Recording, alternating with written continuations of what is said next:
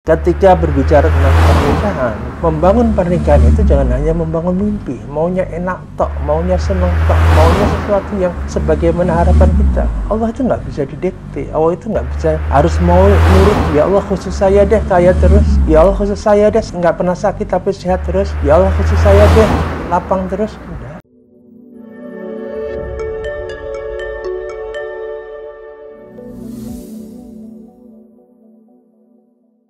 Assalamualaikum warahmatullahi wabarakatuh. Sahabat Inspira yang dirahmati Allah Subhanahu wa taala. Hari-hari terus berjalan, waktu demi waktu kita jalani dan kita lewati. Apa yang kita hitung bertambah, tapi pada hakikatnya atau sejatinya adalah berkurang, yaitu umur. Jadi semisal begini, pengilustrasinya begini. Kalau seseorang itu umurnya adalah 1000 hari, maka pada hari kedua, ya, ketika kakek neneknya menjenguk dia, berarti sisa usianya tinggal 998 hari.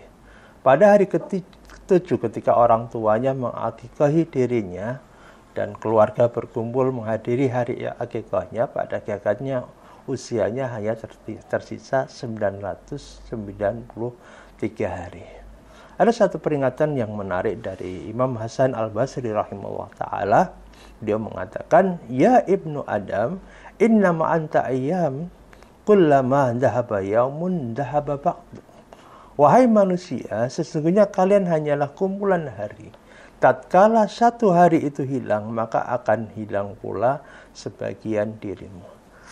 Artinya begini, sahabat Inspira dirahmati Allah Subhanahu wa taala, hari-hari yang berlalu dalam kehidupan kita itu hanya terjadi sekali sepanjang usia kita. Jadi kalau kemudian ada hari ini di kalangan anak-anak muda yang kemudian mengatakan, yuk kita bersenang-senang, berhura-hura, mumpung masih muda. Iya, masa muda itu hanya sekali, tapi masa kanak-kanak juga cuma sekali. Jadi bayi juga cuma sekali. Jadi orang tua itu juga sekali dalam hidup kita. Bahkan hari ini itu hanya terjadi sekali dalam hidup kita. Maka kalau kita memahami dengan baik hal ini, kita akan berusaha betul-betul serius menjalani hari-hari agar waktu-waktu yang berlalu dalam kehidupan itu, kehidupan kita tidak pernah membuat kita merasa menyesal melewatinya, karena bisa jadi kesempatan-kesempatan begitu banyak yang berlalu dalam kehidupan kita. Ada satu syair yang menarik yang ditulis oleh Abu Atahiyah. Dia mengatakan begini, fa ya laita sabab ya'udu yauman fa'ukhbarahu bima fa'alal masyaib. Duhai seandainya masa muda itu bisa kembali sehari saja, akan kuceritakan kepadanya apa yang terjadi pada masa tuaku. Ya, bayangkan kita melintasi waktu dengan mesin waktu kembali ke masa muda, kemudian kita menasihati masa muda kita selama sehari full. Kamu ingat ya, nanti kalau kamu tua bakal begini. Mending sekarang kamu betul-betul menyiapkan menghadapi hari tua agar nanti tidak menyesal. Mumpung saya bisa nasihati kamu, kira-kira begitu gambarannya. Nah, bayangkan masa tua kita mendatangi diri kita, kemudian berikan nasihat kepada kita. Maka ketika kita mendapat tamu dari masa depan kita, kita akan mengatakan, ya Allah, saya tidak ingin menyia-nyiakan barang sedetik pun waktu yang Allah karuniakan kepada diriku.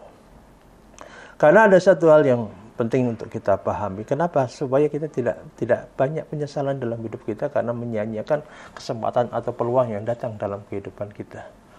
Allah Subhanahu wa taala berfirman dalam surat Ali Imran ayat 140, wa tilkal ayyam nudawiluha bainan nas.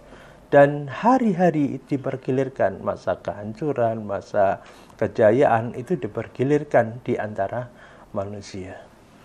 Meskipun konteks ayat ini banyak dijelaskan oleh para mufasir bercerita tentang kekalahan umat Islam dalam satu peperangan. Kemudian Allah mengingatkan bahwasanya dalam pertempuran itu ada kalanya kalah, ada kalanya menang. Ada kalanya mendapatkan banyak ghanimah, ada kalanya juga tidak mendapatkan apa-apa, begitu seterusnya. Tapi ada yang menarik penjelasan dari Imam Al-Qurtubi dalam tafsirnya. Beliau memberikan makna nudawiluha bainan nas adalah dengan min farahin wa ghamin wa sihatin wa saqamin wa ghinan wa faqrin. Kegembiraan dan kesusahan, kesehatan dan penyakit, kekayaan dan kemiskinan. Coba kita cermati. Apakah dalam hidup kita ini kita ketawa terus nggak pernah nangis? Nggak ada kehidupan seperti itu. Apakah kita menangis terus susah terus nggak pernah merasa senang, nggak pernah ketawa? Nggak ada juga yang seperti itu. Apakah coba kita tanya pada orang tua kita yang mungkin hari ini sedang berkelimpahan harta. Kita tanya kepada mereka, apakah mereka tidak pernah mengalami kesulitan ekonomi? Pasti mereka juga pernah merasakannya. Begitupun orang-orang yang hidupnya menderita, jangan-jangan mereka juga pernah melewati masa kejayaan. Ya kan, kadang ada orang-orang yang kita kenal di sekitar kita yang dulu ketika masa mudanya dia berjaya dengan ekonomi yang meningkat, mungkin di kampungnya dia orang yang paling kaya, tapi hari ini dunia berbalik, dia menjadi orang yang paling menderita karena kehilangan semua kekayaannya. Atau justru ketika dia kehilangan kekayaannya, justru dia menemukan kebahagiaan, ketenangan batin, kita juga nggak tahu gitu loh. Artinya ketika berbicara tentang pernikahan, membangun pernikahan itu jangan hanya membangun mimpi, maunya enak tok, maunya seneng tok, maunya sesuatu yang sebagaimana harapan kita. Allah itu nggak bisa didikte, Allah itu nggak bisa harus mau nurut. Ya Allah khusus saya deh kaya terus, ya Allah khusus saya deh sakit, nggak pernah sakit tapi sehat terus, ya Allah khusus saya deh lapang terus. Enggak, mohon maaf. Seorang atlet yang senantiasa menjaga kebugaran tubuhnya, kemudian dia juga menjaga konsumsi atau pola makannya, kemudian gaya hidupnya juga diatur dengan sangat ketat. Apakah dia nggak pernah sakit? Ya ada kalian mereka sakit juga gitu loh. Bahkan seorang dokter ahli gizi yang betul-betul memperhatikan pola makannya, gaya hidupnya, kemudian jam tidurnya, segala sesuatunya teratur sesuai dengan disiplin ilmu yang dia pelajarinya. Apakah dia nggak pernah sakit? Ya namanya dokter juga pernah sakit. Nah, jadi satu hal yang niscaya dalam kehidupan kita, baik pada saat kita lapang maupun sempit, sehat maupun sakit, ya, berkelimpahan harta ataukah kekurangan, hanya satu hal yang kita harapkan dari semua bentuk perputaran hari-hari. Manakala itu dipergilirkan, kita berharap dalam keadaan apapun bertambah kebaikan kita, bertambah nilai kebaikan kita, bertambah nilai kita di hadapan Allah Subhanahu wa taala. Cukuplah sebuah diskusi ini menjadi pengingat diri bagi kita semuanya. Dalam sebuah diskusi, Allah berfirman melalui lisan Nabi sallallahu alaihi wasallam, "Inna min ibadin ma la yasluhu illal ghina."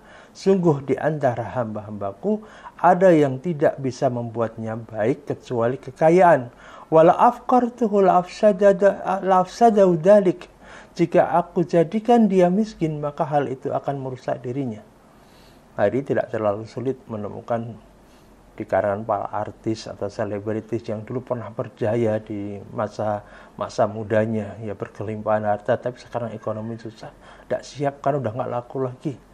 Kita juga tidak selalu sulit menemukan para pejabat yang dulu pernah berkuasa, kemudian memiliki kedudukan yang terhormat, harta yang berlimpah, jatuh ketika sudah tidak lagi menjadi penjabat, bahkan kemudian sudah digerogoti penyakit. Tidak terlalu sulit kita menemukannya. Ada di antara mereka justru di hari tuanya ketika tidak lagi menjadi pejabat, tidak lagi berkelimpah harta, justru dia menjadi ahli ibadah, justru dia menghabiskan waktunya untuk menasihati orang-orang agar tidak seperti dirinya. Maka dalam kondisi tidak menjadi seorang pejabat itu malah membaikkan dirinya. Atau sebaliknya, ketika seseorang itu dulunya ahli ibadah, ketika dia jatuh dalam kemiskinan membuat dirinya hancur. Ada juga yang seperti itu. Jadi kalau boleh diistilahkan, ada kadang-kadang ada kalanya orang itu ketika hidupnya berkelimpah harta, ya, dia ketemu orang di mana-mana diketawa, senyum, ya, menyapa gitu. Tapi ketika dia jatuh miskin, ya, gak ketemu orang juga ketawa. Nah, itu berarti gila maksudnya. Kemudian yang berikutnya, wa inna min ibadin ma la yasluhu illal faqr walau agnaituhu la afsadahu dzalik. Dan sungguh di antara hamba-hambaku ada yang tidak bisa membuatnya baik kecuali kemiskinan. Jika aku jadikan dia kaya, maka hal itu akan merusak dirinya. Ya. Ada loh di antara ibu-ibu itu dalam hati kecilnya merasa menyesal ketika suaminya hari ini secara ekonomi sudah membaik. Kenapa? Ya, ada seorang ibu menceritakan, Ustaz, dulu ketika kehidupan ekonomi kami masih biasa, masih sederhana. Itu biasa loh saya mencuci, suami saya menemani anak jalan-jalan. Kemudian saya nyuapi anak makan, ya suami menjemur pakaian, ya. Atau kemudian kami sarapan bareng, bisa ngobrol hampir setiap hari. Sekarang buru-buru. Setiap kali saya ngomong, ya yuk kita ngobrol, yuk lama kita nggak ngobrol. Kata suami saya sibuk, saya lagi menyiapkan masa depan untuk kalian. Atau kalian juga yang menikmati. Sakit itu perasaan hati seorang ibu ketika dalam keadaan mereka lapang, senantiasa ditinggal suaminya. Ketika istrinya ngomong, yuk kita ngobrol, suaminya langsung pergi ngeloyor, pergi tanpa pamit, begitu. Nah, ada orang-orang ketika justru dijadikan ekonominya lapang, tidak membaikkan dirinya. Tetapi kalau kita kondisinya sempit, justru membaikkan dirinya. Kemudian yang berikutnya, wa inna min ibadi ma la yasluhu ilal saqam walau wala sahhatuhu lafsadahu dalik. Sungguh ada di antara hamba-hambaku yang tidak bisa membuatnya baik kecuali sakit. Jika aku jadikan dia sehat, maka hal itu akan merusak dirinya. Jadi ketika seseorang itu justru pada saat dia sakit, dia jadi bisa banyak istighfar, kemudian rakaat sholatnya ditambah-tambah, kemudian juga maksudnya sholat sunnahnya rakaatnya ditambah-tambah, kemudian juga rajin mendengarkan pengajian di channel YouTube, channel Telegram, atau apalah yang didengarkan. Kemudian kadang suka menangis sendiri, kadang suka rasa sedih, ya. Kemudian ilmu agamanya jadi nambah, jadi nggak bisa pergi kemana-mana, tapi justru merasa nikmat dengan keadaan seperti itu. Istrinya juga membuat pengakuan, Ustaz, alhamdulillah, kadang saya berpikir apa boleh ya berdoa agar suami sakit aja. Loh kok bisa, Bu? Iya, maksudnya sakitnya yang nggak berat-beratan, cuma panas, demam, tapi nggak bisa kemana-mana gitu. Loh kok bisa, kenapa, Bu? Ya karena ketika suami di rumah itu saya merasa berguna gitu. Jadi kadang tidak hanya minta disediakan makan, tapi juga minta disuapin. Tidak sekedar dibuatkan minum, tapi juga minta diminumkan. Kadang juga saya nggak boleh pergi jauh-jauh supaya terus menemani dia, diajak dia ngobrol. Karena apa?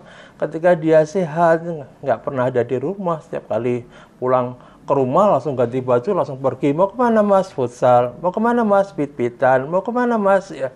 Ya kesibukan-kesibukan yang kadang tidak penting, tapi justru rumah banyak ditinggal ketika kondisi badannya sehat. Jadi alangkah ironis ya kalau ada seorang ibu bahkan berharap suaminya sakit hanya karena apa? Ketika suaminya sehat nggak pernah ingat tentang bahwa dia punya seorang istri, mereka punya anak yang harus ditemani, begitu seterusnya. Dan terakhir, wa inna min ibadi ma la yasluhu ila sihah walau asqamtuhu lafsadahu dalik. Dan sungguh ada di antara hamba-hambaku yang tidak bisa membaikkannya kecuali kesehatan. Jika aku jadikan dia sakit, maka hal itu akan merusak dirinya. Ada orang itu baiknya ketika menjadi sehat, tapi justru ketika sakit dia nggak bisa bersabar. Dia tidak mau bersabar dulu ketika dia masih sehat, ya rajin ibadah, sering ke masjid, banyak membantu orang lain. Tapi entah karena mungkin ilmunya yang terbatas, karena kesabarannya yang tipis, begitu dia sakit, dia nggak kuat, nggak tahan. Dia minta dipanggilkan orang pinter, bukan pinter matematika, pinter berhitung, bukan pinter bahasa Inggris atau itu ya. Tapi maksudnya orang pinter itu orang-orang dianggap bisa menyembuhkan, padahal tidak ada yang lain bisa menyembuhkan melainkan Allah Subhanahu wa taala. Jadi minta datang orang pintar, justru yang terjadi adalah dia menyekutukan Allah Subhanahu wa taala dan akhirnya mati dalam keadaan menyekutukan Allah Subhanahu wa taala. Naudzubillah menjalik. Maka sahabat inspirasi rahmat Allah Subhanahu wa taala, dari beberapa kisah yang kita sampaikan tadi, ya, menukil dari satu hadis dan beberapa contoh peristiwa itu, kita bisa mengambil pelajaran agar kita mensyukuri dimanapun letak positioning kita hari ini. Kalaulah kita dijadikan Allah Subhanahu wa taala berkelimpahan harta, semoga dengan harta yang berlimpah itu membuat kita banyak membantu orang lain, kita banyak beribadah kepada Allah, kita banyak berderma, kita juga bisa menunaikan ibadah umroh dan haji atau ibadah-ibadah yang lainnya. Toh kalau kemudian kita dijadikan oleh Allah seorang yang tidak terlalu banyak hartanya, tapi mungkin kita punya fisik yang sehat, kita bisa membantu orang lain, meringankan kesulitan orang lain, bisa jadi itu juga mendatangkan kebaikan buat kita. Kalaulah kita diberikan Allah Subhanahu wa taala badan yang sehat, maka kita ingat bagaimana ketika orang-orang itu sedang sakit, Saya sering ketemu dengan para mbah-mbah yang sudah berusia lanjut itu, tidak ada hal yang membuat beliau-beliau itu menangis, melainkan adalah ketika beliau sholat di atas kursinya dan mengatakan, "Nak, coba dulu ketika masih sehat bisa rukuk sujud sempurna. Sekarang ini kami hanya bisa duduk, kadang hanya bisa berbaring. Ya Allah, bersyukurlah ketika kita punya badan sehat masih bisa rukuk dan sujud sempurna. Manfaatkan betul untuk memperbanyak rukuk dan sujud sebelum masa itu hilang, ketika badan kita tidak lagi bisa rukuk dan sujud sempurna."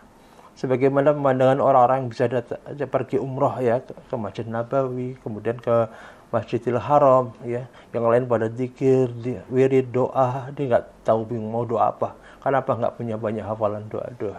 Mumpung kita masih sehat, pikiran kita masih jernih, mari kita siapkan untuk menghadapi masa-masa di mana kita membutuhkan itu semuanya dan tidak perlu menyesali apa yang sudah terjadi dan berlalu dalam kehidupan kita. Wallahu a'lam bishawab. Barakallahu fikum. Assalamualaikum warahmatullahi wabarakatuh.